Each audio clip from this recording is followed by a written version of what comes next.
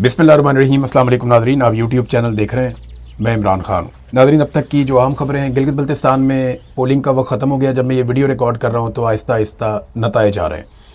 तमाम जमातें अपने अपने मर्ज़ी के नताइज जो हैं वो जारी कर रही हैं और कुछ पेपर भी हमें नज़र आ रहे हैं जो फॉर्म 45 जिसे हम कहते हैं, जो पोलिंग वाले दिन वहाँ से पोलिंग स्टेशन से बाहर आता है। ये वो पहला फॉर्म होता है जिसके ऊपर लिखा हुआ होता है कि किस उम्मीदवार को कितने वोट मिले हैं और इस पर तमाम लोगों के दस्तखत भी मौजूद होते हैं और यही असल रिजल्ट होता है। उसके बाद आप जो उनसे मर्जी फॉर्म जारी करें। सारा दिन सूरत हाल क्या रही, कुछ चीज़ें बहुत अजीबोगरीब हुई। गिलगित बल्तिस्तान के इलेक्शन में प्री पोल रिगिंग के बारे में हम आपको पहले ही बता चुके हैं कि ये फैसला कर लिया गया था मिलिट्री एस्टेब्लिशमेंट की जानिब से कि गिलगित बल्तिस्तान में पाकिस्तान तहरीक इंसाफ को हुकूमत नहीं बनाने दी जाएगी। और फिर तहरीक इंसाफ को जैसे माजी में दीवार से लगाया गया, उसी तरह अब फिर एक मरतबा जो कुछ पाकिस्तान में किया गया वही कुछ गिलगित बल्तिस्तान में भी किया गया। वहाँ के जो चीफ इलेक्शन कमिश्नर है वो उसी रास्ते पे चले जिस पे सिकंदर सुल्तान राजा साहब चलते रहे। बहरहाल अब वोटिंग स्लो होने की बहुत सारी शिकायत आई क्योंकि रश लगा हुआ था पोलिंग स्टेशन के बाहर और ज़्यादातर लोग पाकिस्तान तहरीक इंसाफ के हमायती पहुंचे हुए थे। यानी सारा दिन हम देखते रहे कि जो कैंप्स हैं पाकिस्तान पीपल्स पार्टी के या PMLN के, चंद एक हलकों को छोड़ के, चंद हल्के वो हैं जहां पे पाकिस्तान पीपल्स पार्टी का पुराना कोई वोट बैंक है या PMLN के कुछ लोग वहां पे मौजूद हैं, या PMLN इस वक्त फेडरल गवर्नमेंट में है। तो गिलगित बल्तिस्तान के लोगों का सारा इन्हिसार अपनी ज़िंदगी का, अपनी तरक्की का, अपने मामलात और अपने कामों का वफाकी हुकूमत के ऊपर होता है। तो इसलिए कहीं कहीं पे PMLN थोड़ी बहुत नजर आई, लेकिन ज़्यादातर पाकिस्तान तहरीक इंसाफ के जो कैंप्स हैं या उनके हमायत याफ्ता उम्मीदवारों के जो कैंप्स हैं वहाँ पे गहमा गहमी और हलचल सारा दिन नजर आती रही। सोशल मीडिया इसको दिखाता भी रहा। तो एक तो गहमा गहमी जो है वो पाकिस्तान तहरीक इंसाफ के पोलिंग स्टेशन पे थी और वो जनून पीपल्स पार्टी और PMLN के पोलिंग स्टेशन पे एज सच दिखाई नहीं दिया, कुछ इलाकों को छोड़ के। कुछ जगहों पे पाकिस्तान पीपल्स पार्टी तगड़ी है और वो एक बड़ी पॉलिटिकल पार्टी है, उसको होना भी चाहिए, उसकी एक एग्जिस्टेंस है। इसी तरह PMLN की भी अपनी एक एग्जिस्टेंस है, लेकिन नवाज शरीफ साहब ने अपनी पॉलिसी से सत्यानाश ही कर दिया एक अच्छी खासी पॉलिटिकल पार्टी का। फिर वोटर लिस्टों का एक मसला बन गया। सुबह पोलिंग एजेंट्स जो अलग अलग पॉलिटिकल पार्टीज के पहुंचे पोलिंग स्टेशन में, तो उन्हें पता चला कि जो पोलिंग का अमला सरकारी आया उनके पास पोलिंग की जो लिस्टें हैं वो अलग है, यानी वोटर लिस्टें जो उनके पास हैं वो कुछ और हैं, और जो पोलिंग एजेंट्स लेकर आए जो उनको सरकार ने दी थी वो कुछ और है। दोनों किस्म की वोटर लिस्टें, उनमें फर्क था। जो पॉलिटिकल पार्टी के पॉलिटिकल एजेंट्स लेकर आए, पोलिंग एजेंट्स, वो कुछ और था, और जो सरकारी बंदे लेकर आए वो कुछ और था। हालांकि दोनों लिस्टें जो है वो सरकारी होती हैं। अच्छा, इस पे एतराज ज्यादातर आजाद उम्मीदवारों ने किया। PMLN और पीपल्स पार्टी के उम्मीदवारों ने इस पे ज्यादा एतराज नहीं किया, या उनके एजेंट्स ने इस पे ज्यादा एतराज नहीं किया मकामी सहाफियों के मुताबिक। और उसकी रीजन ये वो बताते हैं कि क्योंकि इन्हें आइडिया है कि हुकूमत इनको बनाकर दे दी जाएगी, तो ये किसी बात में भी रिएक्शन नहीं दे रहे और सुकून से ये चाहते हैं कि इलेक्शन हो जाए। जबकि अपोजिशन जो है या PTI के लोग वो रोला डालते हैं, शोर मचाते हैं कि जनाब हमारे साथ ज्यादती हो रही है। एक और काम भी बड़ा अजीब हुआ कि कई पोलिंग स्टेशन ही तब्दील कर दिए गए। पहले उनकी जो लोकेशन थी वो सड़क के किनारे थी, जब लोग वोट डालने के लिए आए तो उन्हें पता चला ये तो फलानी चोटी पे चला गया पहाड़ की, अब बहुत हाइट के ऊपर ले गए, अब बहुत सारे लोग वहां चढ़ नहीं सकते। फिर कई लोगों के वोट शिफ्ट हो चुके थे। जब वो वोट डालने के लिए आए तो उन्हें पता चला उनका वोट तो फलाने इलाके में है या फलानी जगह पे मुंतकिल हो गया। अब यहां पे सारा दिन का ट्रैवल होता है। अगर कोई बंदा सुबह 10-11 बजे निकले और वो दूसरे मुकाम पे जाना पड़े तो उसको बाद का 6-8-10 घंटे भी लग जाते हैं, तो वो तो वोट ज़ाया हो गया। तो बहुत सारे वोट ऐसे ज़ाया कर दिए गए, बहुत सारी वोटिंग स्लो की गई, कई जगहों पर छोटी मोटी शिकायत मौसूल हुई, लेकिन ओवरऑल इन्होंने मैनेज किया, इलेक्शन को अच्छे तरीके से मैनेज किया। लेकिन ये पहला इलेक्शन है गिलगित बल्तिस्तान की तारीख में जिसमें सहाफी ये बता रहे हैं कि हमें क्लियरली पता है कि कौन जीतेगा और कितना जीतेगा। ये क्या बात हुई? जो सहाफी इस्लामाबाद से, लाहौर से, मुख्तलिफ इलाकों से गए, मेरी उनसे बात हुई। डिजिटल मीडिया के जो जर्नलिस्ट हैं उनसे भी बात हुई। उन्होंने कहा जी एस्टेब्लिशमेंट के सोर्सेज ने यहां बहुत क्लियर किया हुआ है कि किसी को भी सिंपल मेजोरिटी नहीं मिलेगी। ना वो पीपल्स पार्टी को सिंपल मेजोरिटी दे रहे हैं, ना PMLN को सिंपल मेजोरिटी दे रहे हैं, ना वो PTI के आजाद उम्मीदवारों को सिंपल मेजोरिटी लेने दे रहे हैं। वो किसी को भी सिंपल मेजोरिटी नहीं दे रहे। ये सबको 30%, 25%, 30% तकसीम करेंगे और उसके बाद MWM को एक आधी 2 सीटें मिल जाएंगी। कुछ लोग ये दावा कर रहे हैं इस्तेकाम पार्टी को एक आधी सीट मिल जाएगी, लेकिन कोई भी सादा अक्सरियत में नहीं होगा। 2 इक्वेशन वहां पे मार्केट के अंदर है और दोनों एस्टेब्लिशमेंट की जानिब से आई हैं। मकामी जो एस्टेब्लिशमेंट है कि जनाब एक के अंदर पीपल्स पार्टी की कोई एक आधी सीट ज्यादा और एक में 1-2 सीटें PMLN की ज्यादा है। वो ये कहते हैं जी यही सिलसिला बनना है और इसी तरह वहां पे हुकूमत बननी है और एक कोलिशन गवर्नमेंट बनाई जाएगी, जानबूझ के कमजोर कोलिशन गवर्नमेंट, जिसके जरिए से पूरे निजाम को कंट्रोल किया जाएगा। और एस्टेब्लिशमेंट ने किसी को भी सिंपल मेजोरिटी ना देने का फैसला किया है। नवाज शरीफ साहब के हवाले से एक बड़ी अजीबोगरीब चीज आई मेरे पास, और ये पता चला कि नवाज शरीफ साहब के कुछ और जलसे भी तय थे गिलगित बल्तिस्तान में। ये सुबह मुझे चंद सहाफियों से मेरा राब्ता हुआ आज, और उन्होंने मुझे बताया कि जनाब मियां साहब ने तो चंद जलसे और तय किए हुए थे और उन्होंने वो जलसे करने थे, लेकिन वो जलसे मियां साहब के हुए नहीं। अब उसका रीजन क्या है, वो रीजन मैं आपको अब बताता हूं। क्योंकि देखिए, जलसे मियां साहब के तय थे, कई जगहों पे लोग इंतजार कर रहे थे, इंतजामात भी किए गए थे, लेकिन मियां साहब वो जलसे किए बगैर वापस पहुंचते हैं और फिर एक फ्लाइट लेते हैं और जिनेवा चले जाते हैं, वो यूरोप आ जाते हैं। तो मियां साहब वहां पे क्यों नहीं टिके, वहां पे क्यों नहीं रुके? एक्चुअली उनको वहां रुकने नहीं दिया गया। मियां साहब जब वहां पहुंचते हैं ना गिलगित बल्तिस्तान में, तो उनके अंदर का जो लीडर है ना, वो जागने की कोशिश करता है, और उस वक्त मियां साहब ने वहां पे वोट हासिल करने के लिए एक जाली इनकलाब का नारा लगा दिया, और मियां साहब ने कहा जी मेरे साथ बड़ी ज्यादती हुई, मुझे क्यों निकाला, और वो पुरानी तकरीर जो मियां साहब करते थे उन्होंने वो रोना धोना शुरू कर दिया। अब मियां साहब ने जैसे ही रोला डाला तो जनाब एस्टेब्लिशमेंट ने शटअप कॉल दी PMLN को। मियां साहब के रिश्तेदारों को फोन गए और उन्हें यह कहा गया कि यार ये हर वक्त रोता क्यों रहता है, क्या मसला है? अभी हुकूमत बनाकर दे दी, पंजाब में भी आपकी टके की औकात नहीं थी, आपको पंजाब में हुकूमत बना के दी।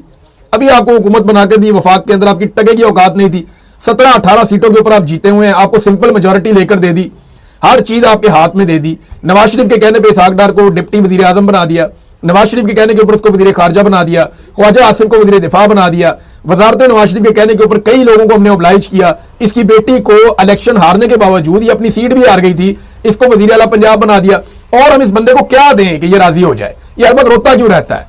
12 यार तुम्हें जो सीटें हमने देनी है वो हम तुम्हें दे देंगे, हमें पता है तुम्हारे साथ क्या करना है, तुम इलेक्शन नहीं हार रहे, तुम मियां साहब को वहां से निकालो। तो जनाब जो प्रोटेस्ट हुआ, फिर मियां साहब को वहां से मजबूरन निकालना पड़ा, और मियां साहब को कहा गया मियां साहब आपकी जरूरत नहीं है, हम आपके बगैर ही इलेक्शन जीत जाएंगे, यहाँ पे हुकूमत बना लेंगे, लिहाजा आप जनाब वापस आ जाए।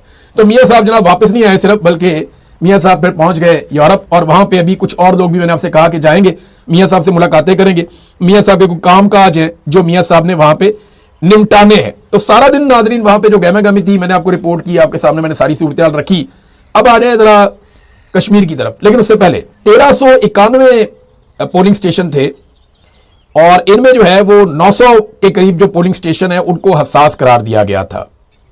ये वहां हुआ गिलगित बल्तिस्तान में, और अभी अलग अलग तरह के लोग अपने पेपर भेज रहे हैं। MWM एक जगह पे आगे चल रही है, PTI का आजाद उम्मीदवार एक जगह पे आगे चल रहा है, एक जगह पे पीपल्स पार्टी का एक उम्मीदवार आगे चल रहा है, लेकिन अभी तक मुझे कोई भी ऐसा डॉक्यूमेंट नहीं मिला या कोई भी ऐसी चीज नहीं मिली जिसमें PMLN का कोई बंदा आगे चल रहा हो। तो PMLN की तो मंजी ठुकी हुई है, लेकिन देखते हैं कि एस्टेब्लिशमेंट PMLN को कितनी सीटें दिलवाती है। अब नाज़रीन आ जाए कश्मीर की तरफ। वहां पे जो है कलदम करार दिया गया अवामी एक्शन कमेटी को, और ज्वाइंट अवामी एक्शन कमेटी को कलदम करार देने के बाद उनका दफातर जो है, उनके जो मेन दफातर हैं वो सील कर दिए गए। उनके रहनुमाओं की गिरफ्तारी के लिए लगातार छापे मारे जा रहे हैं, कोशिश की जा रही है कि उन्हें गिरफ्तार किया जाए, लेकिन आज़ाद कश्मीर की आवाम जो है वो ढाल बनी हुई है। कुछ जगहों पर कुछ रहनुमाओं को गिरफ्तार करने के बहुत करीब पहुंच गई रेंजर्स और पुलिस, लेकिन मकामी लोगों ने मुजामत करके गिरफ्तारी से रोक दिया। फिर जो फंडिंग होती है ज्वाइंट अवामी एक्शन कमेटी को, उसको रोकने की पूरी कोशिश की जा रही है कि बाहर से जो फंडिंग आती है, जो ओवरसीज कश्मीरी बहुत बड़ी तादाद में कश्मीर से बाहर दुनिया भर के मुल्कों में रहते हैं, खासतौर पे बरतानिया में, ये फंडिंग को कैसे रोका जाए, इसके लिए बड़े सख्त इकदाम किए जा रहे हैं। लीडरशिप की गिरफ्तारी की कोशिश की जा रही है। कश्मीर में हालात काफ़ी कशीदा है। अभी थोड़ी देर पहले एक इत्तला आई रावला कोर्ट से, अभी इसकी तस्दीक हो जाएगी कि वहां पर फायरिंग का एक वाकया हुआ है। 4 नौजवान, अब तक की इत्तला के मुताबिक ये क्लेम किया जा रहा है मकामी सोर्सेज की जानिब से। मुझे नहीं पता कि इस खबर में कितनी सदाकत है, क्योंकि जब इस तरह के हालात होते हैं, इंटरनेट बंद होता है, तो बाद का जाली खबरें भी फैलाई जाती हैं, लेकिन दावा यह किया गया कि 4 नौजवान शहीद हो गए हैं। मजीद तो ये एक बड़ा अफसोसनाक वाकया है। देखिए, सुप्रीम कोर्ट ने वहां पर एक फैसला भी दिया, जो सदारती रेफरेंस एक भेजा गया था सुप्रीम कोर्ट को। उन्होंने जो फैसला दिया वो एग्जैक्टली वही बातें की हैं जो कमेटी ने अपने मुआहदे के अंदर पहले ही हुकूमत के साथ कर ली थी। यानी सुप्रीम कोर्ट क्या कहती है, एक तो मुझे ऐसा लगा जैसे ये लिखा लिखाया फैसला है, और सुप्रीम कोर्ट ने वो कुछ कहा जो इस वक्त एस्टेब्लिशमेंट चाहती है कि सुप्रीम कोर्ट ये बातें करे। दूसरा, हर आदमी वहां पे आजाद कश्मीर में एक ब्रिगेडियर फाइक का नाम ले रहा है। ब्रिगेडियर फाइक पहले कर्नल के तौर पे लाहौर में भी मौजूद था, और इस ऑफिसर ने पॉलिटिकल इंजीनियरिंग में बहुत बड़ा किरदार अदा किया। 9 मई के बाद इसने पाकिस्तान तहरीक इंसाफ के लोगों पर बहुत जुल्म किया था, और जब से ये आदमी कश्मीर में गया है तब से लेकर अब तक लोग लगातार शिकायत कर रहे हैं कि पॉलिटिकल इंजीनियरिंग में ब्रिगेडियर फाइक का बहुत बड़ा किरदार है। ये वहां के लोग बार बार कह रहे हैं और नाम लेकर कह रहे हैं, बाकायदा कई लोग नाम लेते हैं कई नहीं लेते, लेकिन वो एग्जैक्टली इसी ब्रिगेडियर की तरफ इशारा करते हैं। अब नाजरीन, सुप्रीम कोर्ट ऑफ पाकिस्तान ने जो ऑर्डर दिया ना, उसमें कुछ चीजें मुझे लिखी लिखाई इसलिए महसूस हुई कि उन्होंने तहरीक लब्बैक का जो धरना हुआ था फैजाबाद वाला, उसकी मिसाल भी बीच में पेश की, और उन्होंने कहा ये मुहज़्ज़ब मुल्कों में ऐसा नहीं होता, और मुहज़्ज़ब माशरे में किसी फर्द या गिरोह को इजाजत नहीं दी जा सकती। देखिए, मुहज़्ज़ब माशरे में जो मुजाहिरीन पुरअमन एहतजाज कर रहे हो उनके ऊपर सीधी गोलियां भी नहीं चलाई जाती, उसके ऊपर तो कोई बात नहीं की अदालत ने। मुहस्सिब माशरे में लोगों को पुरअमन एहतजाज करने की इजाजत होती है, जुलूस करने की, धरना देने की, एहतजाज करने की लोगों को मुहस्सिब माशरों में इजाजत होती है। वहां पे ये नहीं होता कि ऐसे आप गोलियां चलाएं और बंदे ही मार दें जान से। कितने बंदे अब तक मारे गए हैं कश्मीर में एहतजाज जब से शुरू हुआ तब से लेकर, इसके बारे में तो चीफ जस्टिस ने कोई बात नहीं की। लेकिन उन्होंने मिसाल दी पाकिस्तान के अंदर जो इंसिडेंट हुआ फैजाबाद धरना, वो भी पाकिस्तान की एस्टेब्लिशमेंट ने ही किया था, उन्हीं का कारनामा था और यही बताना चाहते थे खादम हुसैन रिजवी साहब। फिर उनका इंतकाल हो गया ये बताने से पहले। तो नाज़रीन, सुप्रीम कोर्ट ने जो बात की ना कि ये तो सारा काम आईनी तरमीम के साथ होगा और ये आइन में ही तरमीम करनी पड़ेगी, आप वैसे तो इसको कर नहीं सकते, तो ये बात तो पहले ही तय हो गई थी। ये जब पिछले साल मुआहदा हुआ था अवामी जॉइंट एक्शन कमेटी का और हुकूमत का, तो उस मुआहदे में यह तय हो गया था कि एक आईनी माहिरीन की एक कमेटी बनाई जाएगी जो इस मामले का हल निकालेगी। तो सुप्रीम कोर्ट ने भी लगभग वही बात की है। तो फिर सुप्रीम कोर्ट जाने की जरूरत क्या थी? ये एक्चुअली जो इस वक्त जॉइंट अवामी एक्शन कमेटी है उसको मुतनाज़ बनाने, उसको दीवार के साथ लगाने, उसको दहशतगर्द बनाने और उसके खिलाफ कार्रवाई का जवाब बनाने की एक कोशिश की गई है। एक जो एस्टीमेट भिजवाया गया है आजाद कश्मीर से एस्टेब्लिशमेंट के बंदों ने जो भिजवाया वो ये है कि हम इन्हें कंट्रोल कर लेंगे ताकत के जोर पे, हम बंदूक से इस सारी सूरत हाल को कंट्रोल कर सकते हैं। देखिए, इसी तरह के तजर्बों ने और ऐसी रिपोर्टों ने बांग्लादेश तोड़ दिया था, मुल्क दो टुकड़े हो गया था। ऐसी रिपोर्टों के ऊपर इंडिया में भी कार्रवाई होती है। यानी अभी जो नौजवान एक शहीद हुआ शाजेब हबीब, उनके बारे में बताया गया, खबर यह भी आई है कि उनके नमाज जनाजा के रास्ते में भी रोड़े अटकाए जा रहे हैं। क्योंकि देखें, अगर शाजेब हबीब का नमाज जनाजा होगा तो फिर वहां पे तो पूरा का पूरा आजाद कश्मीर उमड़ आएगा और वो तहरीक का एक बहुत बड़ा आगाज बन जाएगा। अब नमाज जनाजा पढ़ने से तो मकबूजा कश्मीर में रोका जाता है। मकबूजा कश्मीर में जब कोई नौजवान या कोई मुजाहिद शहीद हो जाता है या कोई शख्स अपनी आज़ादी के लिए या अपने हकूक के लिए खड़ा हो और वहां पे सिक्योरिटी फोर्सेज की फायरिंग से शहीद हो जाए तो फिर उसका नमाज जनाजा नहीं पढ़ने दिया जाता। वहां कोशिश की जाती है कि नमाज जनाजा पढ़ा ही ना जाए। एक मरतबा जो वानी है बुरहान वानी, उसका नमाज जनाजा पढ़ने की जब लोगों ने ठान ली और लोग निकले तो इतनी बड़ी तादाद में निकले कि वो कश्मीर की तारीख का सबसे बड़ा नमाज जनाजा था। वो इतना बड़ा मैदान था, बार बार खाली होता था, फिर बढ़ता था, फिर नमाज जनाजा होती थी और बार बार नमाज जनाजा वहां पे होती रही। तो यही सूरत हाल इस वक्त शाजेब हबीब शहीद की नमाज जनाजा के हवाले से है। तो पाकिस्तान की एस्टेब्लिशमेंट भी जैसे भारत वहां पे रोक रहा था, अब ये भी वैसे ही रोक रही। देखिए, इस बात को ना हमारे फैसला साजों को समझना पड़ेगा। हमें गद्दार कहने से पहले हमारी बात को गौर से सुनो, थोड़ा सा अपने मफादात को साइड पे रखो, थोड़ा सा थोड़ी देर के लिए अपने जाती मफादात को साइड पे रख के पाकिस्तानी बन के थोड़ा सा चंद लम्हे के लिए सोचो कि हम बात क्या कर रहे हैं। यार, ये पाकिस्तान के बेटे जिनको आपने आमने सामने खड़ा कर दिया और लड़ा रहे हैं, वो जो कश्मीरी वहां पे एहतजाज कर रहा है ना नौजवान, वो मेरा भाई है। और ये जो यहां से यूनिफॉर्म पहना के आपने भेजा हुआ है ना बंदूक हाथ में देके, ये भी मेरा भाई है। आप इन्हें आपस में क्यों लड़ा रहे हैं? ये दोनों आपके मफाद के लिए क्यों लड़े? हुकूमत बनानी आपने है, वसाइल पे कब्जा करना आपने है, पैसा आपने बनाना है, बैरून मुल्क जजीरे आपने लेने हैं, बैरून मुल्क जायदादें आपने बनानी है, बच्चे आपके बाहर पढ़ने हैं, इंजॉय आपने करना है अपनी लाइफ को और एक्सटेंशनें आपने लेनी है, आप लोगों ने इस्तेस्ना लेना है। वो बेचारे का कुछ भी नहीं मिलना, वो जो बंदूक पकड़ा के जिसको भेजा उसको भी कुछ नहीं मिलना, वो जो सामने बेचारा ने हत्था खड़ा हुआ उसको भी कुछ नहीं मिलना। वो दोनों तो अपने मुल्क के लिए कर रहे हैं। उसके दिमाग में ये डाला हुआ है कि तुम मुल्क के लिए लड़ रहे हो, उसके दिमाग में ये है कि जब तक मेरा मुल्क जो है वो आजाद नहीं होगा, जब तक हमारे लोग फैसला नहीं करेंगे, तब तक मेरा मुल्क आगे बढ़ेगा ही नहीं। और ये अपना मफाद परस्त लोग जो है वो इन दोनों बच्चों को आमने सामने खड़ा किया हुआ है। ये इंतहाई अफसोसनाक सूरत हाल है और इसके लिए सबसे बड़ी जिम्मेदार जो है वो एस्टेब्लिशमेंट है। देखिए, सोहराब बरकत को क्यों पकड़ लिया? सोहराब बरकत को पहले इन्होंने पकड़ा, अब फिर पकड़ लिया, बार बार पकड़ लेते हैं। उसका कसूर क्या है? उसका कसूर यह है कि मुहिब्बे वतन पाकिस्तानी है और दूसरा कसूर यह है कि वो कश्मीरी है। वो कश्मीर की रिपोर्टिंग करता है, वो कश्मीर के बारे में इंफॉर्मेशन देता है और वो इंफॉर्मेशन देता है जिसको पाकिस्तान का मीडिया नहीं बताता।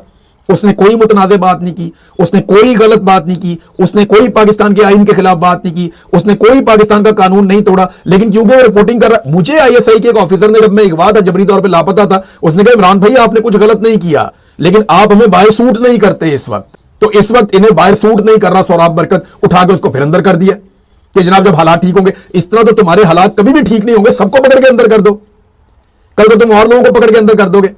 अभी मुझे पता है कई बड़े सीनियर सहाफी हैं जिन्होंने लाइन ली है आजाद कश्मीर के हक में, उनको बहुत दबाव डाला जा रहा है। आने वाले दिनों में आपको दबाव नजर भी आएगा, उनकी जुबान से नजर आएगा, आपको महसूस हो जाएगा। जो बशारत राजा साहब हैं, हमारे बड़े अच्छे जर्नलिस्ट हैं, उनकी मुझे फिक्र पड़ी हुई है, उनके बारे में मेरे पास इंफॉर्मेशन है। एक हमारे अहमद फरहाद साहब हैं, पहले उनको जबरी तौर पे लापता कर दिया था 12 दिन के लिए, कितना उन पे टॉर्चर किया, कितना उनको ज़हनी अजियत दी गई, उनकी फैमिली को, उनकी वाइफ के ऊपर मुकदमा दर्ज कर दिया गया, निशाने इबरत बना के रख देते हैं। अब ये लोग ये हीरे जैसे लोग हैं यार, अपना काम करते हैं, और ये मजदूर तबका है, ये गरीब के हक के लिए आवाज उठाते हैं। आप इनकी सारी शायरी उठा के देख लें, सारी कवरेज उठा के देख लें, आम आदमी की, पाकिस्तान की बात करते हैं, और इनका अपना कोई बहुत बड़ा इंटरेस्ट या कोई मफाद है भी नहीं, और हर दौर के अंदर इनके ऊपर तनकीद होती है, हर दौर के अंदर ये ताकतवर के सामने खड़े होते हैं, और इन्हीं लोगों को दीवार के साथ लगाया जा रहा है। तो मैंने 2 लोगों का नाम लिया, और भी लोग हैं, मैं सबका नाम लेना नहीं चाहता, लेकिन इन लोगों को भी टारगेट करके, गिरफ्तार करके या अगवा करके कोशिश की जाएगी कि मौजूदा हालात में मंजरे आम से हटा दिया जाए। नाजरीन, वहां पे कुछ बंदे पकड़े गए जो वहां पे सादा कपड़ों में फिर रहे थे, मकामी लोगों को लगा ये मशकूक हैं, ये ऐसे कैसे फिर रहे हैं यहाँ पे। उन्होंने जनाब उनको रोक लिया, रोक के उन्होंने पूछा ये डाले गाड़ियां, ये किधर से, भाई तुम कौन लोग हो। वो बंदे कोई बात ठीक तरीके से नहीं कर सके, तो उन्होंने तलाशी ली, तो उनके पास असला निकल आया। अब ना सिर्फ उन बंदों के पास असला निकला है, बल्कि वो एक कार्ड भी बरामद हो गया एक बंदे के पास से, वो रेंजर्स का, पंजाब रेंजर्स का कार्ड है, मोहम्मद यूसुफ नाम लिखा हुआ है। अब मकामी लोग कह रहे हैं जनाब ये क्या है। अब मेरी जब वहां पे बात होती है मकामी लोगों से, तो वो क्या बताते हैं, वो कहते हैं जनाब हमें बहुत खतरा है कि यहाँ पे फॉल्स फ्लैग ऑपरेशन किया जाएगा। मैंने कहा जी कैसे किया जाएगा। उन्होंने कहा हमें खतरा इस बात का है कि सादा कपड़ों में लोग शामिल हो जाएंगे बीच में, और वो अपने साथ अपने कैमरे भी लेकर आएंगे, नकाब पहन के कोई एक आदमी फायरिंग कर रहा होगा और दूसरा आदमी वीडियो बना रहा होगा, और वो पाकिस्तान के मीडिया को दिया जाएगा, टाउट मीडिया को, कि ये ना ये पब्लिक करो, देखो कश्मीरी गोली चला रहे हैं फोर्सेस के ऊपर। तो इस तरीके से कोई फॉल्स फ्लैग ऑपरेशन करके कश्मीर में बहुत बड़े ऑपरेशन का जवाब बनाया जा सकता है। अब ये बंदे पकड़े गए हैं, इसकी तहकीकात होनी चाहिए, पता करना चाहिए, लेकिन तहकीकात करेगा कौन, करेगा कौन। और जिन्होंने पाकिस्तान को सीधे रास्ते पे चलाना है, या जो इदारे या कानून नाफिज करने वाले, वो सारी यरगमाल बने हुए हैं। जिस आदमी को आईजी बनाया हुआ है कश्मीर का, वो आदमी कहता है 1000 बंदा मारोगे तो मुल्क ठीक हो जाएगा। इस सोच के आदमी को, यानी इस सोच के आदमी को तो बैन कर देना चाहिए था कि भाई अब, या मैं इंग्लैंड में हूं ना, यहां पे आप अगर कोई ऑफिसर ये कह देना 1000 बंदा मारो तो मुल्क ठीक हो जाएगा, वो उस ऑफिसर को ना, कोई भी उठ के अदालत चला जाए तो उस ऑफिसर की नौकरी पे वो दोबारा आ ही नहीं सकता, उसको कोई भी पब्लिक पोस्टिंग दोबारा मिल ही नहीं सकती, वो सारी जिंदगी तरस जाएगा अपने उस बयान को जस्टिफाई करते करते। इधर वो बंदा इनको पसंद आ गई, 1000 बंदा मारने का जुर्रत है इसके अंदर, 1000 बंदा मारने की इसके अंदर जहत है, इसको उठाओ डालो, इसको वहां पे कश्मीर में आईजी लगा हुआ बंदे मारने, वहां पहुंचा दिया उसको। कितनी अफसोसनाक बात। अब ताहिर अशरफी जैसे लोगों को लॉन्च कर दिया गया, वो आके जनाब कह रहे हैं कि ये एक्शन कमेटी तशद्दुद का रास्ता इख्तियार करना इनका बिलाजवाब है। यार बंदे उनके मर रहे हैं, शहादतें उनकी हो रही हैं, जख्मी उनके हो रहे हैं, तशद्दुद का रास्ता इख्तियार करना, कहां भी उन्होंने अभी तशद्दुद किया। अभी तो उन्होंने सिर्फ एहतजाज का अनाउंसमेंट किया, अभी आपको और बहुत सारे लोग भी नजर आएंगे। फायरिंग के इक्का दुक्का वाकयात भी हो रहे हैं जो बहुत अफसोसनाक है। नाज़रीन, एक और खबर है, ये भी जरा खबर आप ले लें, पाकिस्तान में वर्ल्ड रिकॉर्ड बन रहे हैं एक के बाद एक। एक सूबाई वजीर है और सीनियर सूबाई वजीर है खैबर पख्तूनख्वा का, मीना खान अफरीदी। जर्मनी में एक यूनिवर्सिटी में इन्होंने जाना था, वहां पे एक तालीमी और कोई एक तहकीकी कोई एक प्रोग्राम था, उसके अंदर इन्होंने शिरकत करनी थी, इनका दौरा था, तो इनको एयरपोर्ट पे अदालती ऑर्डर के बावजूद रोक दिया गया। यार मुझे एहराम में इन्होंने रोक दिया था, मैं हज करने जा रहा था, तो एक वजीर को इन्होंने सिर्फ एक तालीमी टूर पे रोक दिया। इससे पहले सराब बरकत को भी रोका था, वो भी अदालती ऑर्डर लेकर जा रहा था, मैं भी अदालती ऑर्डर लेकर जा रहा था। मीना खान अफरीदी को पेशावर एयरपोर्ट पे रोक दिया, वो भी अदालती ऑर्डर लेकर जा रहा था। एक तरफ मरियम नवाज है, उसको पाकिस्तान की एस्टेब्लिशमेंट नया जहाज लेकर देती है याशी वाला, कि जा बच्चे भी ले जा, जा बच्चों की सहेलियां भी ले जा, जा बच्चों के दोस्त भी ले जा, अपना मेकअप आर्टिस्ट भी ले जा, जा जाके एंजॉय कर, मिल दुनिया को, अयाशी कर जाके तू, क्योंकि तूने जूता पॉलिश किया है, तुझे बहुत मौजे हैं। एक तरफ मरियम नवाज को यह किया जा रहा है, और दूसरी तरफ वो जो लोग बेचारे मार खाए हुए, उनका लीडर जेल में डाला हुआ है, वो अपना ऑफिशियल एक टूर पे जा रहे हैं, और जायज उनका है, अदालती ऑर्डर के साथ जा रहे हैं, कमर्शियल फ्लाइट के ऊपर खुद टिकट लेके जा रहे हैं, उनको नहीं जाने दे रहे। ये है नाजरीन पाकिस्तान में स्टेट ऑफ अफेयर। सूरत हाल इस वक्त रियासत इस तरीके से चलाई जा रही है, तो इंतहाई अफसोसनाक सूरत हाल है। आपको रिपोर्ट करते हैं कुछ और चीजें अगले वीलॉग में। अब तक के लिए इतने, अपना ख्याल रखिएगा, अपने इस चैनल का भी। अल्लाह हाफ़िज़।